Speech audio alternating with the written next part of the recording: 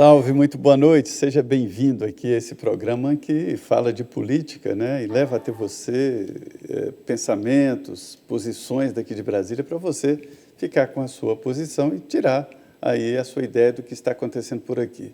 Você sabe que a política define a sua vida, né? Define a sua saúde, define a sua casa, a sua escola, a escola dos seus filhos, e é por isso que a gente fala muito aqui de política. Hoje, aqui no Frente a Frente, a deputada Carmen Zanotto, ela está relatando uma comissão muito importante. Foi criada uma comissão na Câmara dos Deputados para acompanhar o que está acontecendo. E, a partir do resultado desta avaliação, depois de ouvir vários especialistas, a Câmara dos Deputados pode adotar posturas, pode adotar até legislação, né, legislação nova, enfim, é uma comissão muito importante. Deputada, nós temos hoje uma convivência muito, vamos dizer assim, coerente de governo, presidente da República, o ministro da Saúde, outros integrantes do governo, quer dizer, essa falta de liderança, de um norte, a postura do presidente não atrapalha o processo, não? Um pouquinho, né? Quando a gente fala da questão do distanciamento, do cuidado das pessoas, e as pessoas vão aos movimentos e ficam muito próximas, sem o uso da máscara. A gente fala, né, que a gente deixou de praticar aquilo que a gente mais gostava como brasileiros, né, que é o cumprimentar, é o abraçar. Nesse momento a gente está na orientação do distanciamento, fica um pouco confuso na cabeça das pessoas quem elas devem ouvir. E vai além, né? A questão da liderança do norte, de dizer, olha, vamos por aqui. Fica faltando. As ações de saúde, elas são tripartites, né? As diretrizes, elas são construídas juntas, Ministério da Saúde, Secretarias de Estado e Secretarias Municipais de Saúde. Então, quando a gente não consegue ter essa diretriz e as orientações elas começam a divergir entre um estado e outro, entre a orientação da equipe técnica de saúde do Ministério da Saúde e a presidência, né, os conflitos se deram à saída do ministro Mandetta, também foi por isso, né? Foi em função, ou foi exatamente por isso, foi a divergência da orientação com relação a como os estados e municípios deveriam estar fazendo e agindo frente a essa situação. Agora, eu acho que a gente não deveria perder, nesse momento, o foco do nosso inimigo comum, né? Nós temos um inimigo comum, que é uma pandemia, que é um vírus, que é invisível, e que nós todos precisamos ter muita unidade. É hora de muito desprendimento, é hora de muita compaixão, é hora de muita solidariedade e muito trabalho para a gente minimizar os danos, porque os danos, eles são tanto na área da saúde, com relação à vida das pessoas, porque por trás desses números que a gente tem de óbitos, essas pessoas têm nome, têm sobrenome, têm uma relação familiar. Não é só mais um. Era um cidadão que pertencia a uma família. E aqui no Brasil, inclusive, por que a gente acha que se morrer um idoso é comum ou ele era idoso? Não pode. Essas pessoas poderiam estar vivendo mais 10, mais 20 anos, conforme a sua condição de saúde, né? E nós estamos perdendo também jovens. População jovem também, nós tivemos casos de crianças já que foram a óbitos, bebê, que a gente não tinha essa informação, por exemplo, de outros países com relação a óbitos de pessoas tão jovens. Nós estamos perdendo profissionais que estão indo para a linha de frente, profissionais que estão lá para salvar vidas, e muitos deles têm um sinal dentro da unidade hospitalar, os sintomas, e acabam não voltando para casa. Acabam indo para o tratamento e muitos deles voltam no caixão para ser sepultados. Isso é muito triste e muito, muito, muito dolorido. Então, essa unidade, independente da cor partidária, ela é fundamental para a gente minimizar o número de óbitos e também minimizar os efeitos na área econômica. E porque a senhora falou da cor partidária, eu nunca entendi direito essa divisão aí de bolsonaristas e de petistas e de remédio tal para um, remédio para outro. Por que houve essa partidarização de uma doença e de remédios? É porque a situação já estava muito extremada, né? dentro do próprio parlamento e dentro da sociedade. Nós viemos de um processo eleitoral que, ao terminar as eleições, a gente não conseguiu construir uma unidade. O país continuou dividido, um extremo de um lado e o outro extremo do outro lado. E isso está se mantendo agora, inclusive, no enfrentamento desta pandemia que eu reforço. A gente precisa de unidade. Se nós não tivermos unidade, nós poderemos aí ter efeitos muito mais complexos com relação aos efeitos econômicos e também aos efeitos com relação aos dados de óbitos que nós poderemos ter. Pois é, entre esses dois extremos tem aí um centrão, digamos assim, que está se aproximando do governo e um pedaço que não sabe ainda para onde vai, como é que vai fazer, se vai se aliar ou se não vai se aliar, que tem ali uma postura mais equilibrada.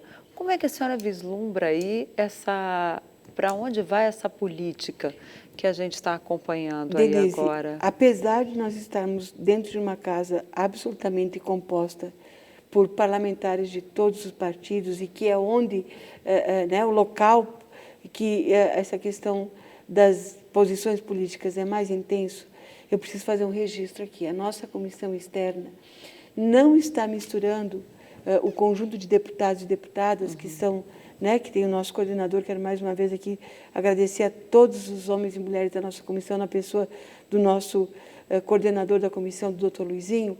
Nós não estamos trazendo para dentro da comissão as questões políticas partidárias. Foi um pacto dos profissionais da área, dos parlamentares da área da saúde e de outros segmentos que compreenderam o momento que nós estamos vivendo. Então, a construção ela é muito coletiva e ela é muito rica por ser exatamente coletiva.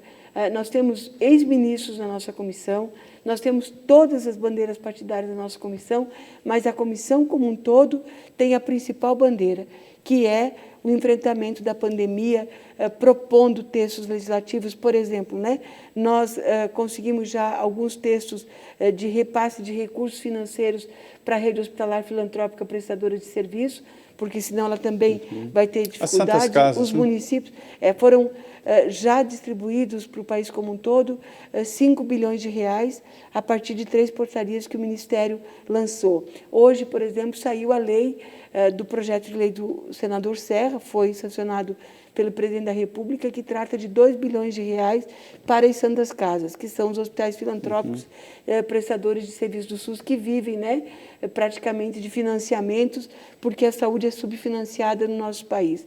Não tenho a menor dúvida que nós precisamos e vamos sair deste processo como homens e mulheres melhores. E o SUS, hein, deputada, como sai? Há um grande debate aí sobre o SUS, dizem que o SUS é muito bom, mas que não tem financiamento, que o país não aguenta. Como é que o SUS, o Sistema Único de Saúde, que o SUS é muito aqui no Brasil, muito perfeito, atende a todos, não precisa estrangeiro, índio, quem chegar é atendido, não precisa de carteirinha. Como o SUS vai sair desse processo? Zé Maria, assim como os trabalhadores da área da saúde saíram da invisibilidade, nós estamos chamando dos nossos heróis, não é assim que a gente está tratando? Exatamente. E a gente tem várias pautas para os profissionais da área da saúde tramitando também no Congresso Nacional, algumas delas, por exemplo, da enfermagem, que vem desde 2000, a gente não consegue avançar com relação à carga horária por causa do subfinanciamento. Você não pode reduzir carga horária se você não tem o recurso. A saúde do país, a gente quer, acredite, tomara que não seja só esperança nossa, minha pessoalmente também. A gente tem que sair melhores como homens e mulheres, a gente tem que sair com reconhecimento da importância dos pesquisadores no país, que a gente dá pouca importância para os pesquisadores, os trabalhadores da área da saúde e na busca do fortalecimento do Sistema Único de Saúde. Porque investir na saúde, para nós, é investimento, não é despesa. O item orçamentário pode ser despesa, porque você não inaugura uma cirurgia, um tratamento de câncer, mas tem que ser compreendido como um investimento na vida das pessoas. Agora, a senhora acha que vai ser possível montar um sistema de saúde mais equilibrado, assim, que tenha mais capacidade de atender a partir daí essa pandemia? Qual é o recado que ela dá? O que a gente pode tirar daí para deixar permanente, que a gente sabe que esse número de UTIs que está se montando agora, daqui a pouco ele não vai ser mais necessário, todo mundo espera que não. Mas vai ficar uma estrutura, né, melhor? Nós precisamos deixar um legado melhor, por isso que a gente também dá e faz algumas defesas. Não dá para a gente pensar em hospital de campanha se você tem estruturas hospitalares que você pode rapidamente melhorar as condições daquela estrutura e garantir o atendimento, porque isso vai ficar para a população brasileira. Por outro lado, os vazios assistenciais se acentuaram. Ficou muito claro e está muito claro que algumas regiões do país elas têm poucos serviços de saúde. Vou, de novo, pegar o exemplo do estado do Amazonas. Basicamente, os leitos de UTI estão na capital. E isso dificulta, então, as demais cidades. Outros estados brasileiros, eu vou falar de novo do meu estado, que eu conheço bem, a gente tem um desenho das regiões de saúde mais definido, com serviços de média e alta complexidade, e neste desenho a gente tem um conjunto também de UTIs. Então, a gente precisa deixar esse legado, que é os investimentos que forem feitos, de preferência, serem feitos nas estruturas já existentes, melhorando elas, ativando as estruturas que estão paradas, concluindo as obras que precisam ser concluídas na rede hospitalar e perceber a importância do Sistema Único de Saúde para o atendimento da nossa população brasileira. Agora, também o sistema privado está sofrendo com a falta de leitos e de equipamentos.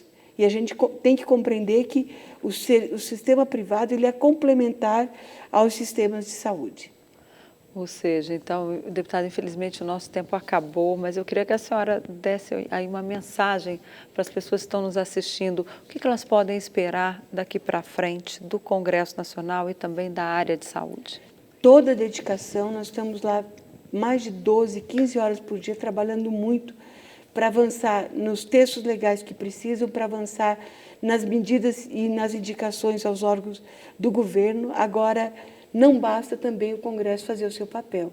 Eu repito, cada um de nós precisamos fazer o nosso papel individualmente para a gente cuidar da nossa família, do nosso bairro, da nossa cidade, consequentemente, do nosso país como um todo. Não dá para um orientar e o outro facilitar. Então, muito cuidado nas filas, muito cuidado com todos os procedimentos que já estão sendo orientados, que eu acho que não é falta de informação, porque as informações estão chegando. Agora, a gente precisa cumprir com as orientações que estão sendo dadas. Obrigada, deputada. Obrigada. Zé Maria, mais e um vai frente passar, a frente. tá, Denise? E Zé Maria, vai passar, sim. Graças a Deus, É um momento né? difícil, ele vai passar, mas precisamos estar unidos para a gente fazer essa caminhada e enfrentar esse vírus. É isso, né, Zé Maria? Pois é, muito bom. Deputada, muito obrigado. Obrigado a você. E foi muito boa a conversa. E já vai ficar um convite para a senhora voltar, porque alguns temas a gente precisa ir daqui a um mês fazer um novo balanço. Já fica um convite para a senhora voltar. Muito obrigada, estamos à disposição. Tá certo. E para você que nos assistiu, uma boa noite. Fique agora com o Jornal da Vida. E não se esqueça, lave as mãos, se puder. Fique em casa e cuide da sua família. Boa noite e até a semana que vem.